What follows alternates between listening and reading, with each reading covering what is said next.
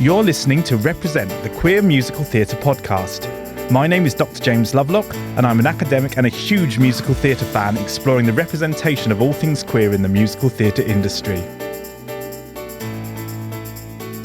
In today's episode, we speak to West End leading man Yong and West End leading lady Jo Foster about their recent performances in Fourplay at the King's Head Theatre and their roles leading Your Lie in April and Why Am I So Single, respectively. We discuss queer, non-binary and Asian representation and start an unsubstantiated rumour that Jason Robert Brown is working on an adaptation of the CBeebies series In the Night Garden.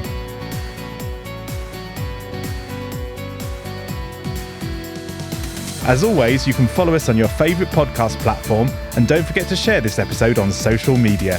Let's get started. Hi, I'm Jugsy. I'm currently playing the character of Pete in Fourplay, and last year I did a musical called Your Lie in April in the West End. My name is Jo Foster. I'm playing the role of Andy in Fourplay at the King's Head, and I was recently in a production called Why Am I So Single, where I played the role of Oliver. I also use they, them pronouns, so get it right. We will do our best. Love. Yes, lovely. Excellent. So let's start by talking about Fourplay, which is the show that you've just finished at the King's Head Theatre. Well, essentially the plot of Fourplay is about these two characters called Rafe and Pete. They're in a 7-year monogamous relationship, and things start to go a bit stale, so they ask their friend Michael if he will sleep with them separately, but not tell his partner, Andy, who is me. And essentially, Andy invites them all round of an evening. Yes. And it's kind of like this cat and mouse chase until, Andy outrightly asks them, why didn't you pick me? And then obviously the whole plot transpires, and it's kind of like this story which on its surface level you think is about sex, but actually it's all the topics and themes around sex, like intimacy, and then honesty and trust and loyalty within relationships and intimacy. So yeah, it's really cool. It's a really cool show. It's really funny, and it's like a comedy drama.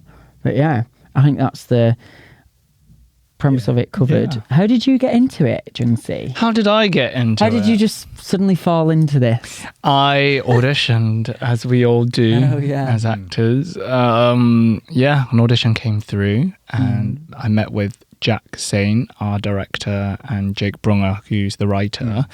And I did one round of audition.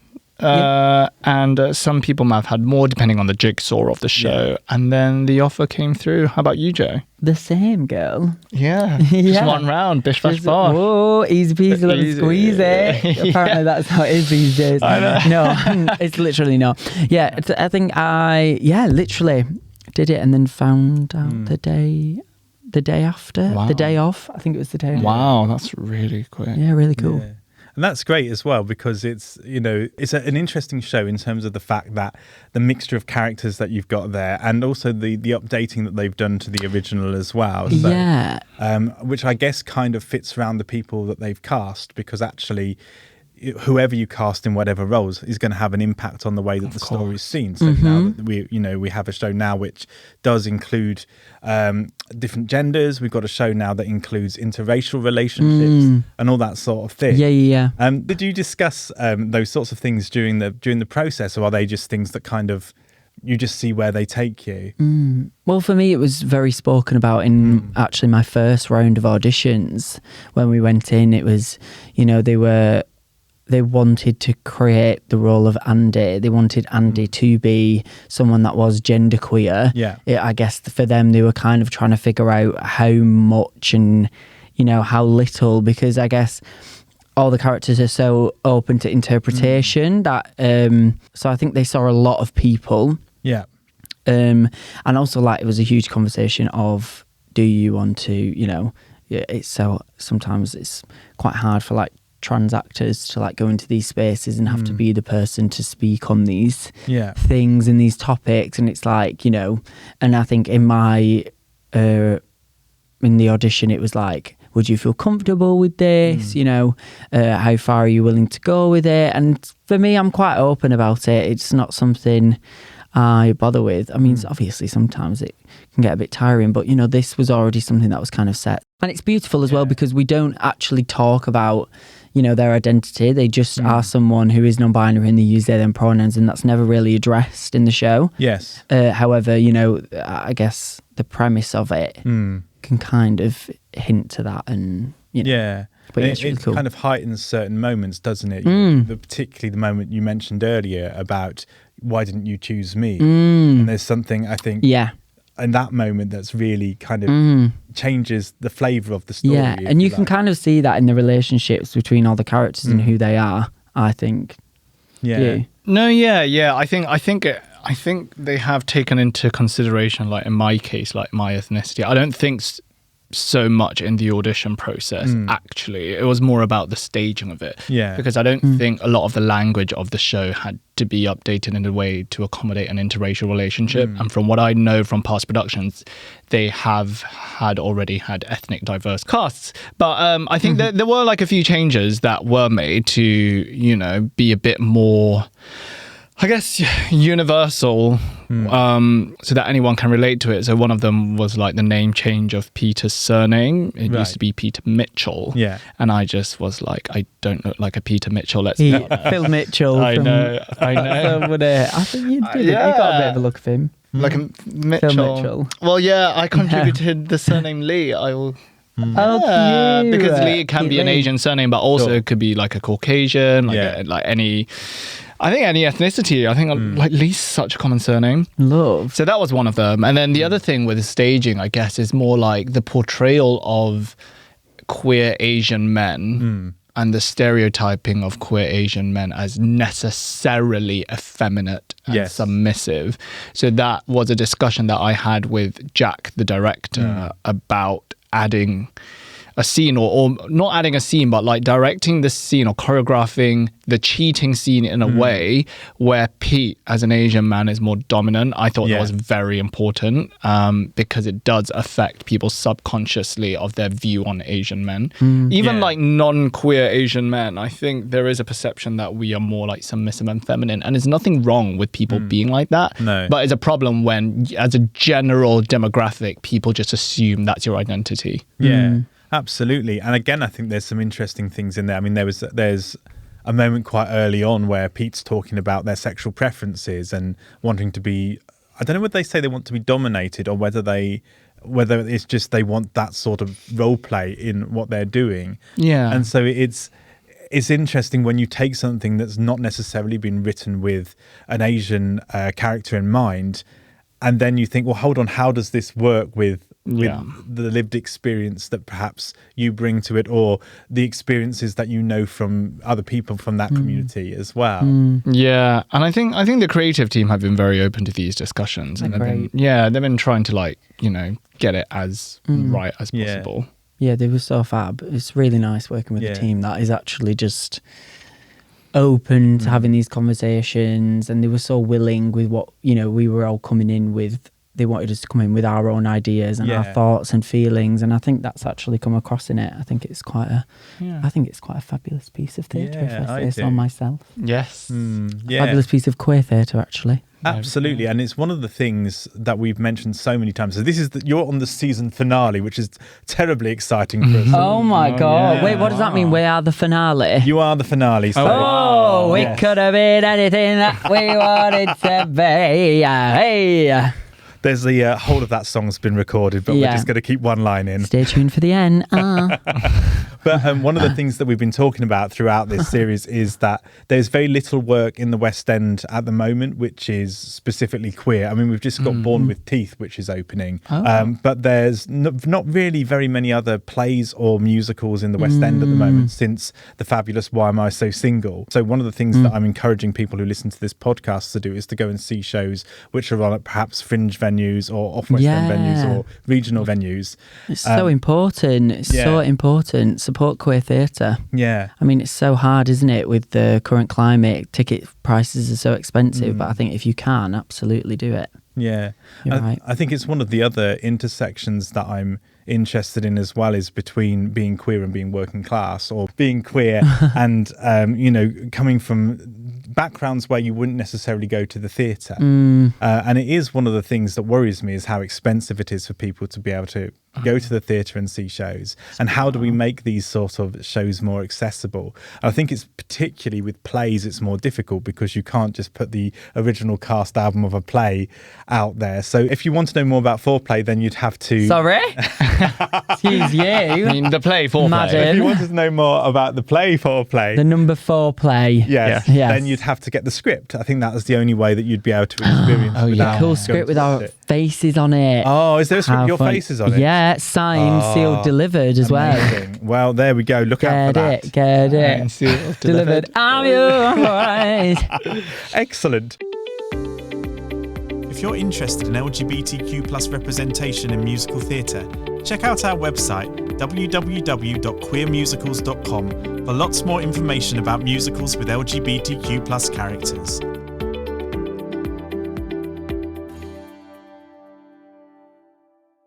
I think, thinking about how do we make some of these shows more accessible for people, I think that's really important. And I wanted to talk a little bit about the shows that you both led. So Why Am I So Single and Your Lie in April as well. And thinking about how important those shows were particularly for some communities to see themselves represented, perhaps for one of the first times in plays that have been written or have had some input from people who have the lived experience.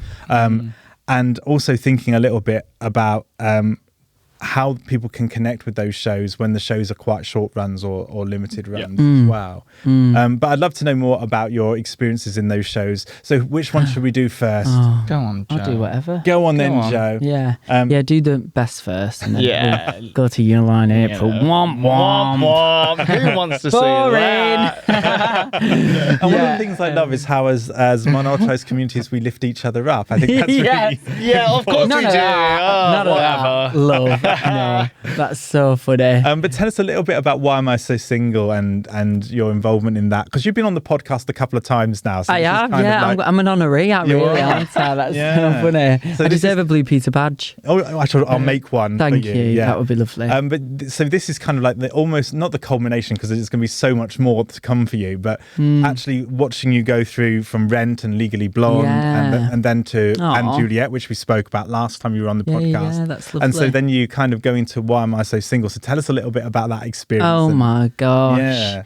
Well, it's a lot really, isn't it? It's quite hard when people ask me, when people ask you, how was it? I think to just summarise it in words is so difficult, because it was obviously, it was a dream come true. Yeah. I mean, creating a role on the West End that was authentically non-binary and speaking from my own experience, and doing that 8 shows a week and 7 shows a week actually, because we had Queen Girl Jordan, who was the alternate. Absolutely. Amazing. Jordan Cambridge Taylor.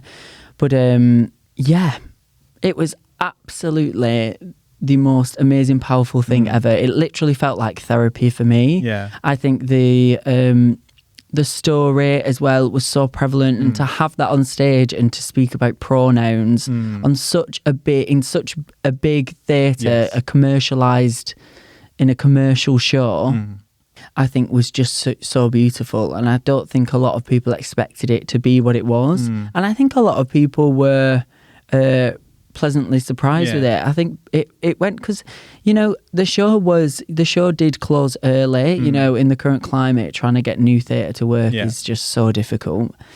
But as a whole, it was a success, and I think we were reviewed really well, and it was just great. It was so fab.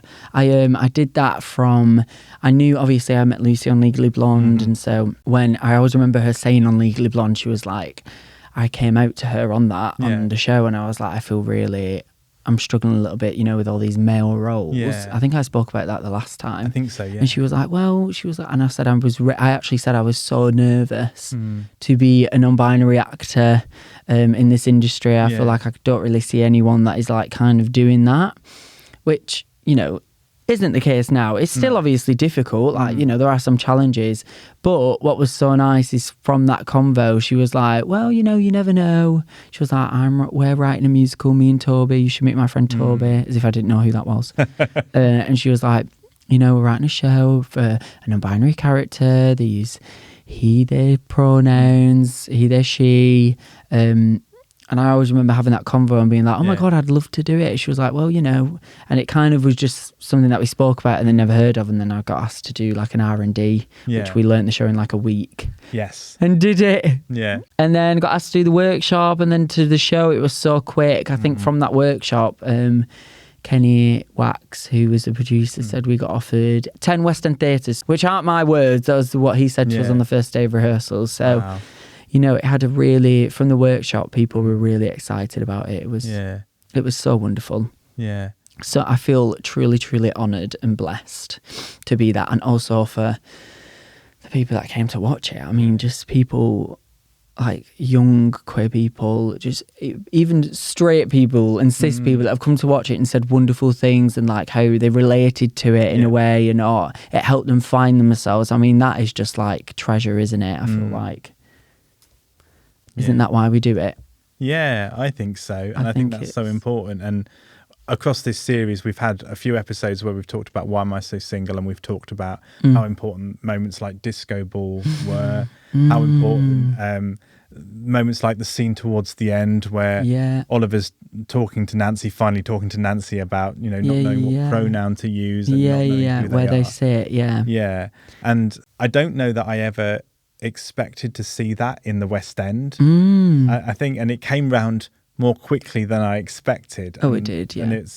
And that's fantastic because however short the run was, it's there now, it's been done now, and it's, you know, and I think that's great. I do wonder whether if it had been given a little bit more time, whether it might have done the same thing, because everybody's talking about Jamie had the same problem at the beginning. People thought it was going to close within the first 3 months because it took a little bit of time to kind of build. I think with Single was that, you know, we went straight away into a 700 seat venue. Yes. And like that is just bizarre. Yes. I think given the target audience for Single, like it's a younger audience.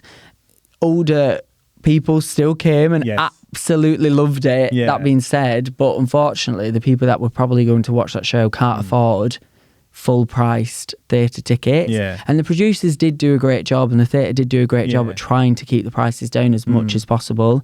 But you just, you know, theatre can't survive without filling the capacity. And I think maybe if it had gone somewhere smaller or it had done like a bit of a tour beforehand or whatever, I think it would have done great. Because by the end of the run, this theatre was sold out, you know. So it was so interesting. And of course, there's still time hopefully for it to come back round again. And hopefully, I'd love to do it again. I would. That would be my dream to do that again. I think it's so rare for an actor to allowed to be so in their element and be so free in what they're doing. Like I almost felt like I could have done anything. Yeah. And obviously, you know, there's a script and there's beats, but like. You know, it's kind of like when you've created something, it's like got your own gloss on it, hasn't it? Yeah. It's so amazing. It's bizarre. Yeah, and there were so many people in that cast as well who, you know, I mean, even from outside, beautiful I could see what a lovely cast it was. Oh my God, we're all friends. Yeah. I could actually meet up with anyone and we could go get a coffee, which is so rare. It's so rare. Yeah. It's beautiful. And I think also, I mean, one of the things we haven't touched on yet, but that is really important. Actually, we might have touched on this in one of the episodes, but the importance of, you know, as well as having a lead non-binary character, having a lead female character and the way that she cares for her friend, but also the way that she takes advice from her friend as well. And that's such an important relationship we don't see enough of. Well, it's always like the beeline, isn't it, in movies? And I think the beautiful thing about this was that it was put at the forefront because that is like before you have loving relationships, you know, where with a partner, you have your friends, you know, you have platonic love, you know, and platonic love can be anything. There's always someone there who, you know, you could maybe call up and ask for advice, you know. And I think that's what the show highlighted and was like a really beautiful love letter to those people that, they're with you through thick and thin, and I think that's such a beautiful thing. Yeah, and Artie as well is a beautiful role, and I think we spoke a little bit about that with Josh and earlier on in the series as well. And again, the importance of the intersections there, the fact that it's a bisexual character, the fact that it's usually always played by a black or mixed race or Asian actor. And all of those things are really important parts of representation. And, I'm sure there's a musical out there which is about Artie as well, waiting to be written. Oh my God, that would be so cool. Yeah. I could so see that, actually. Yeah, that would be very fun. Should we make it happen? Let's do that. That would be so slay. Toby and Lucy, are you listening? Yeah. What we want next? Please, can I be in it? But yeah, it was a wonderful show, and again a real step forward, I think, for representation. If you want to follow us on social media, you can use queer.musicals on Instagram or Facebook, or you can follow me at Dr. James Lovelock on Instagram.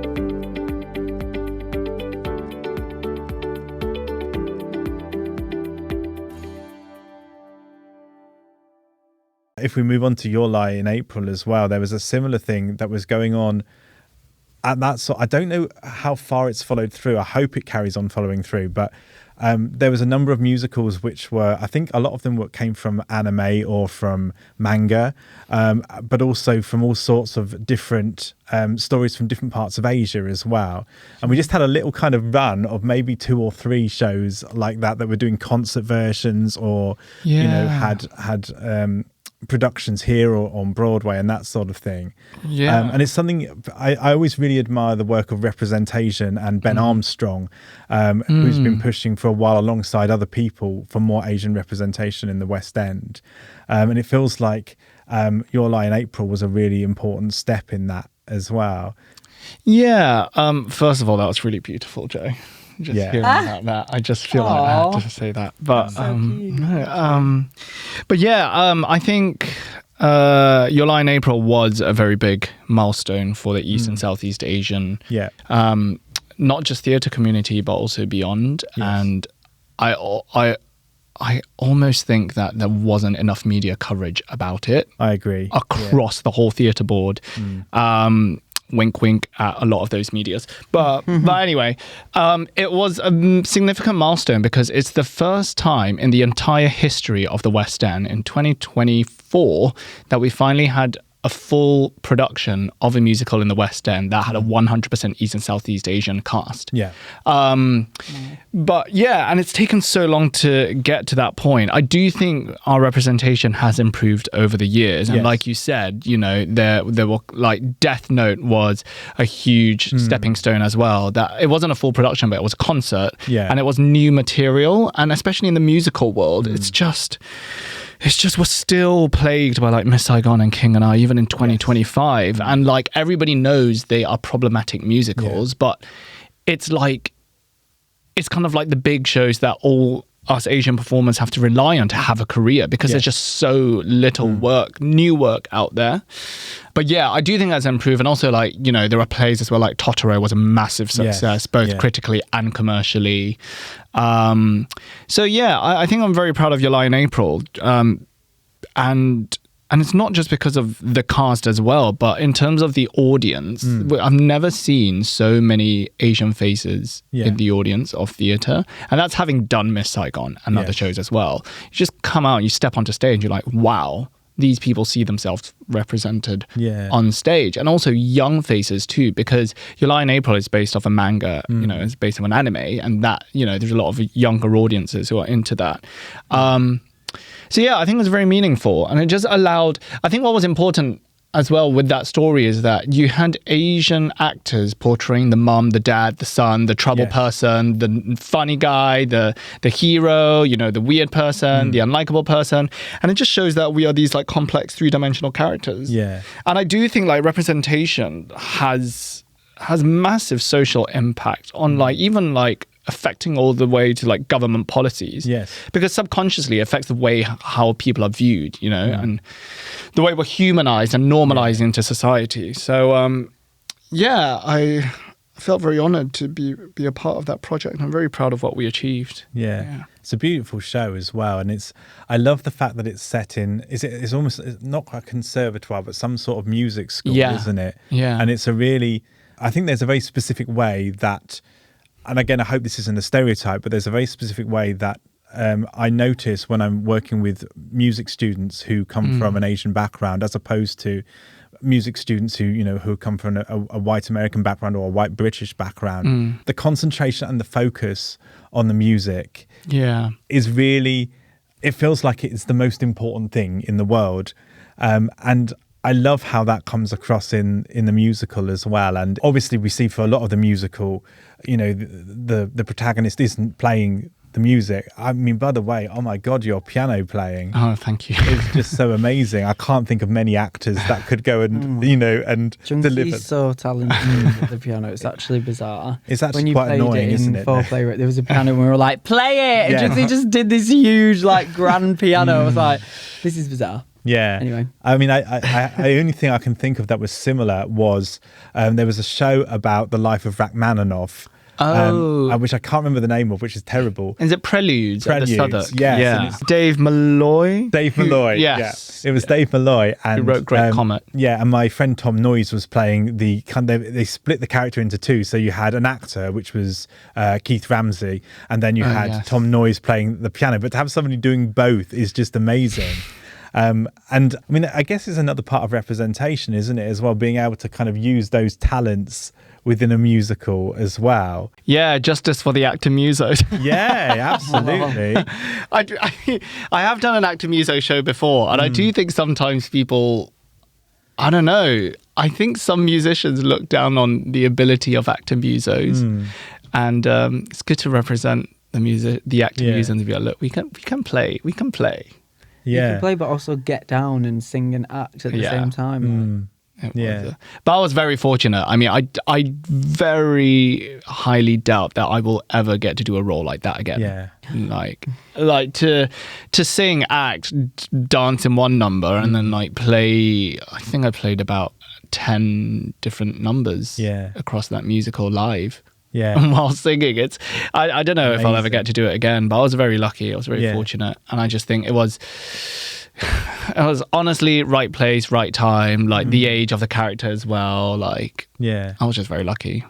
But also, that's years and years of work, and the same with you, Joe, as well, in terms of finding a character, a non-binary character that does the comedy in the way that I think only a very small number of people can. Joe is funny. Yeah. Yes. Well, we know that. Giggles McGee. We call Junksy Giggles McGee because in Fourplay, honestly, sometimes Junksy just looks at my face and laughs. I think we need to dig into that. Your comedic timing is just so funny. I love comedy. Yeah. I think that's why I do do quite a lot of comedy, but the truth is I also find it very funny. Of course. Yeah. But Joe's comedic timing. It's the delivery.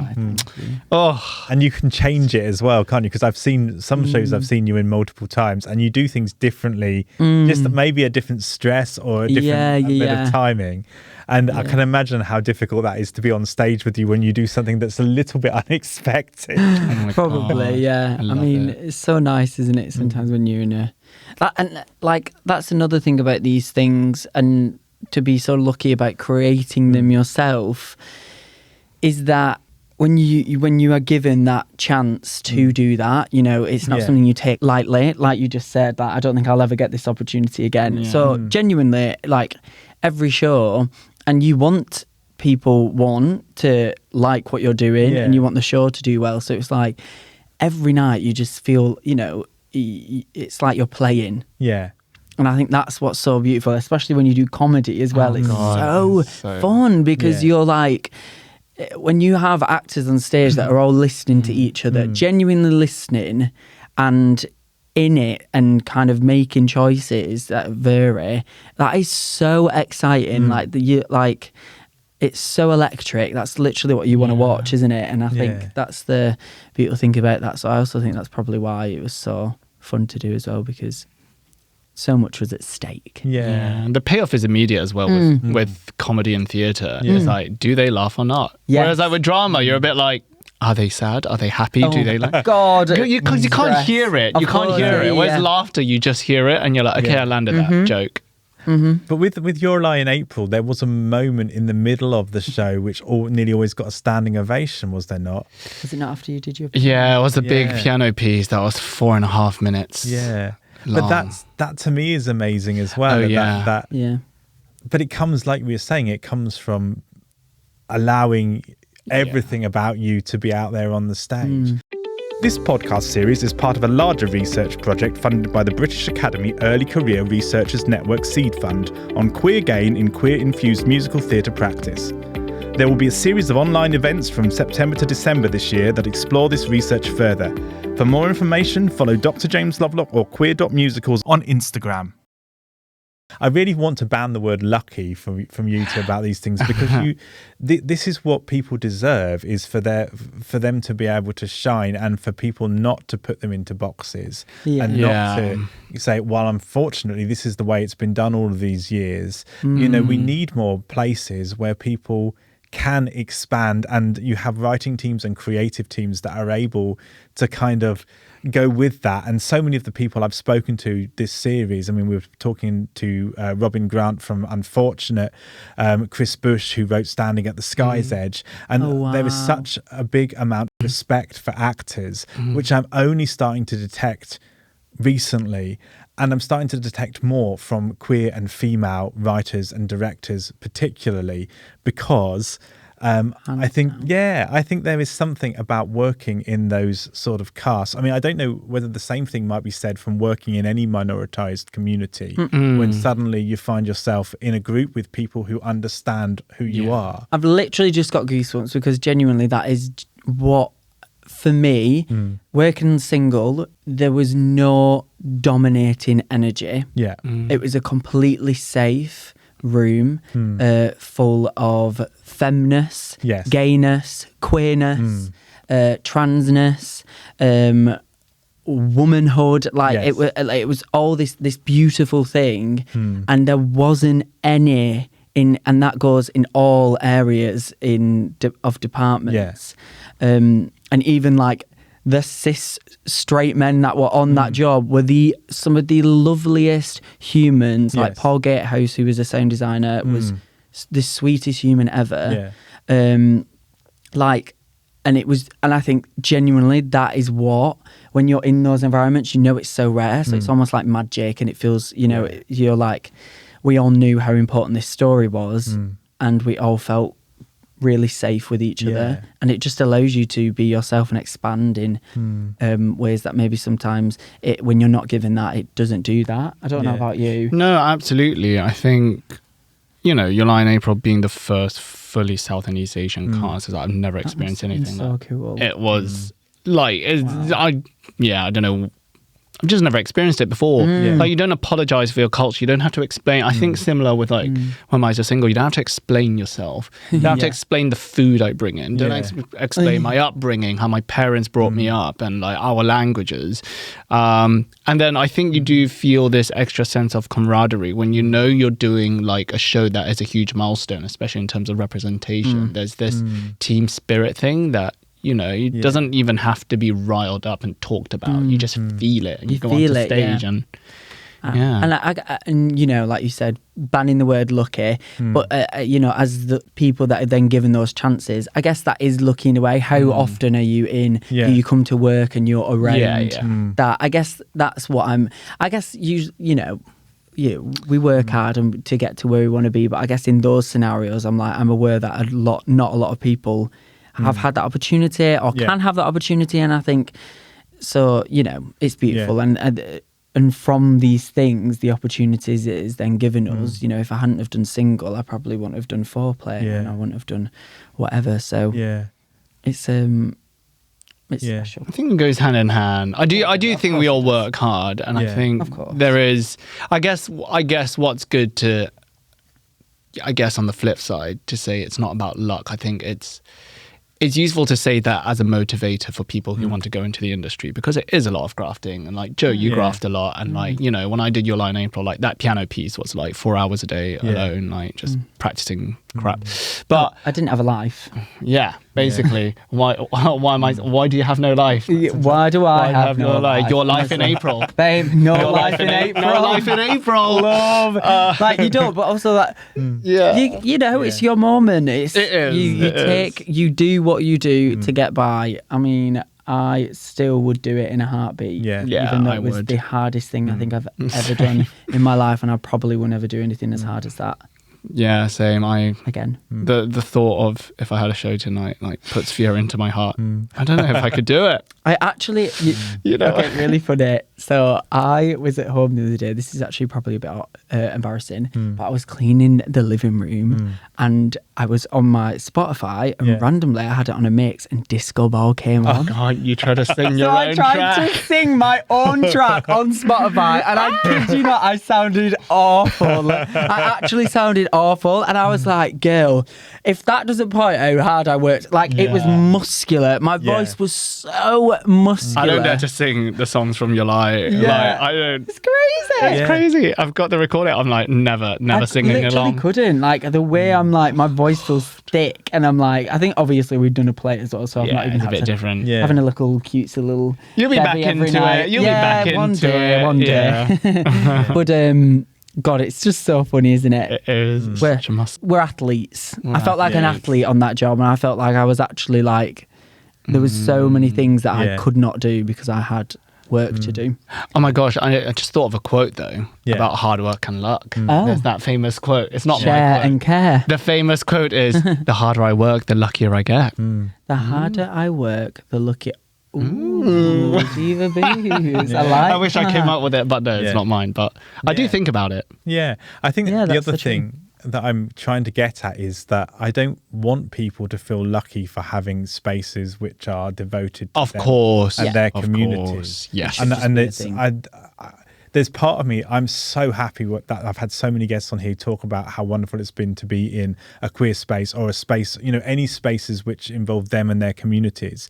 Last series, I spoke to Josh Castile, who's a deaf actor in Chicago. Oh, yeah. And Josh was talking about how important it is for him to work with the deaf community because often on a job he is the only deaf actor or one of only. See the one who did Spring Awakening? Yes. Yeah, the Deaf West one. Yes, because you did that role as well, didn't you? You played Ernst in Spring Awakening. Was he Ernst or Hanschen? He was Ernst. Oh my god! Oh, no, hold on. Yes, he was Ernst. Yes, he was. We should meet. No. Yeah. I want to meet this person. Yeah, I'm sounds deaf. cool. I love that. Yeah. Oh yeah. Yeah. I'd love to meet more deaf actors. I never ever meet anyone. I think I've spoke to like one or two people, but I've never actually worked with them. And I'm like, oh my god, it's so crazy not even to have people get it immediately. It's bizarre. And I think there are so many things that are hidden parts of us as well that we, you know, that we haven't had that sort of representation or that community. I don't. Yeah, I for very as rarely well. talk about it. I mean, I'm the same. The thing that I don't talk about is being gay. No, I talk about that all the time. But the thing that I don't talk. Yeah, I know. Can you imagine? But I don't talk about the fact that I have an invisible disability, which is ulcerative colitis. Mainly because you don't really want to be talking to everyone about your bowels. But it's also a thing because the other thing about this condition is that it makes me very tired, and so there are all sorts of things that are kind of a knock on. And very often I find myself having to explain that, and people are like, well, it doesn't show. Well, no, because I have doctors that are supporting it and all this sort of thing as well.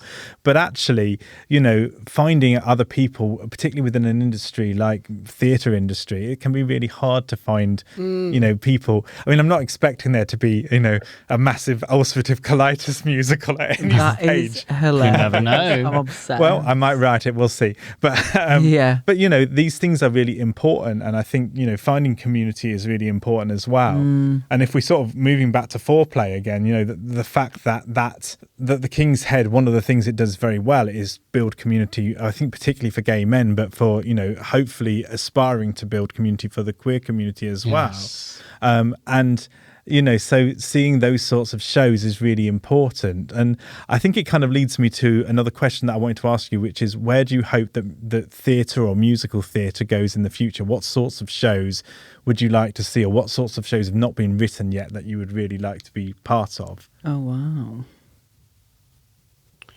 What do you think, girl? Well, I just think from a topic point of view, I just think the more just anything that's not been explored yet, especially for marginalized communities. I think there's still a lot of work to be done. But also the more like diverse and, stories that we see that we've never heard of, the more exciting the art is, because that's what art is. It's constantly evolving and constantly exploring humanity. And then I guess from like a structural point of view, I guess just like the more musical theatre just explores different genres and different ways of telling stories, like rap became a thing, like, I don't know, 10, how many years ago with, and then, different kinds of musical elements. I just think like art just needs to grow with society, and just the more you explore, the more exciting. Yeah, I'd really like to see some more queer Asian characters as well. Oh, absolutely. I think I have mentioned Interstate on this podcast so many times, where there's a queer trans masculine character and a queer lesbian character who are kind of the two protagonists of that show. But for me to be mentioning the same musical for the 4th year running, that has queer Asian protagonists is not ideal. And so I'd love to see more kind of stories that allow that representation. I think they were developing one in New York. Jason Robert Brown was writing one. Yes, is it in the Midnight? No, in the Midnight Garden. No, it's you're gonna play a good pickle, babe. Congrats. It's they were adapting Garden of Good and Evil. It's something about that, is it not? Oh, I was thinking of a different project. Maybe there is one. Yeah. But I know they were adapting the film Farewell My Concubine, which I think was the first, I don't know, Chinese or Hong Kong film to like get a nomination or win like the Oscar for Best Foreign Film or something. Those are like queer Asian characters. I don't know what's happened to it though. I shall find out. Jason Robert Brown, what's happening? Yeah, Diva. I know. For me, I think if someone has lived an experience, I think it's worth telling. I think, isn't that what art and stories are about? Like, if someone has lived that experience, I can guarantee on this planet someone will relate to it.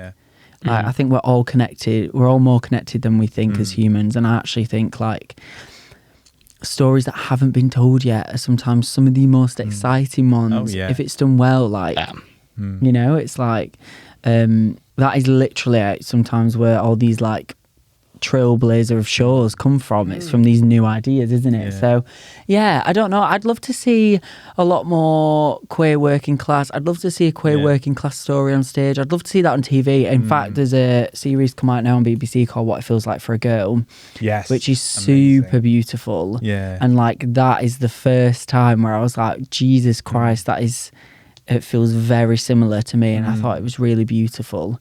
I'd love to see a lot more of that on stage. I'd love to see more northern accents on stage. For me and who I am as a human, I'm kind of saying like, what is gender? And so like, for me and what I do, I don't see myself playing anything in particular. If the character fits me, then and I'm right for it, I would love to do it. Like, I would love to play, typically male roles, typically female roles, if I can, like, and so that's what I would love to do. Like, I'd love to do like pre-1960s, like I trained in Legit, that's the school I went to. I'd love to do a musical that was like where I'm singing classically, but I'm like some kind of non-binary character, or I'm doing one or the other. That I think that just would be so cool. There was such a beautiful version of Oklahoma, not the Daniel Fish version. It was a different version that was done at the Oregon Shakespeare Festival a few years ago, where they gender swapped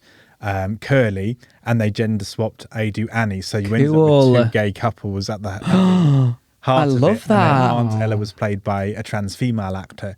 And it's just, I'm so happy that the Rodgers and Hammerstein Foundation gave permission. And I hope that kind of becomes something that people are able to work with. Like you say, it doesn't necessarily have to be that you make the story a queer story, although make the story a queer story, because that'd be fab. Yeah, of course. Anything, it just...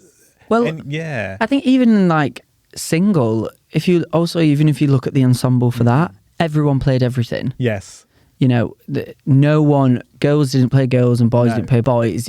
Because also what's interesting about that is as the opposite, sometimes the opposite sex, whether you're cis male or cis female, you have, you know that, you almost know that because you've received that as the opposite sometimes. So it's so interesting, like putting these people and having people who wouldn't normally play these roles do their view on it. And it was so, especially in comedy, I think you can kind of take it to the extreme, but I just thought, like that wasn't a clear example of some and no one batted an eyelid, and it was really great, that would be cool. It's been so great talking to you both today. Thank you so much for being on the podcast. Thank you. And thank you everybody for listening at home, and we'll see you soon. Thank you very much. Bye. Bye. Thanks, James. Thank you for listening to Represent, the Queer Musical Theatre podcast. The research for this series is funded by the British Academy Early Career Researchers Network Seed Fund and supported by Sheffield Hallam University. The episodes were recorded at the Content is Queen podcast studios at the Makerversity at Somerset House. For more information, go to contentisqueen.org. That's all for this series. Thank you so much for listening, and don't forget to explore our previous episodes on your favourite podcast service. Hope to see you again soon.